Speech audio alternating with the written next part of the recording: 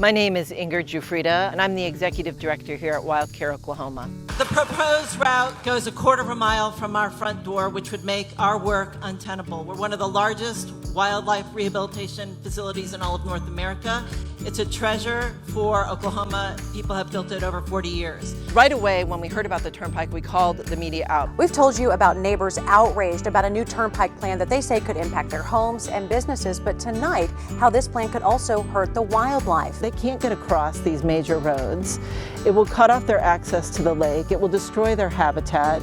It will destroy the wetlands that are essential for all kinds of different species, including endangered species. When the OTA started holding those meetings and we were able to talk with the engineers, I asked, what is the extent of the environmental studies? And they explained. Lake Thunderbird has already been labeled as an impaired lake, an impaired waterway. So what protection, what environmental studies have you guys performed that you can show in the next week or so, if not in the next couple of days, that you have looked at the environmental impact of Lake Thunderbird? Councilman, I can tell you we have not done that yet, and that is the process in front of us. And then I asked this question, and this to me is the most telling question of all.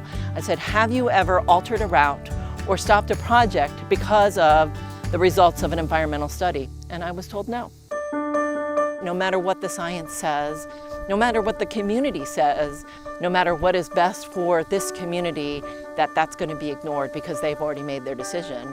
And they made that decision without communicating with any stakeholders and just announced it as if it was done. And we should all just, accept it.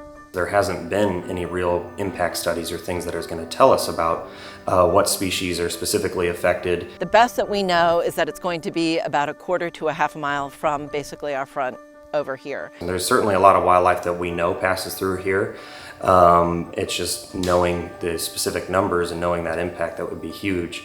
But that's really not been a priority with this project. If it is there, it will do several things. Number one, it will create a nonstop sort of source of noise that can be very disruptive to wildlife that's trying to rehabilitate. Wildlife does not like human noise, and cars, trucks constantly going, that's going to be terrible.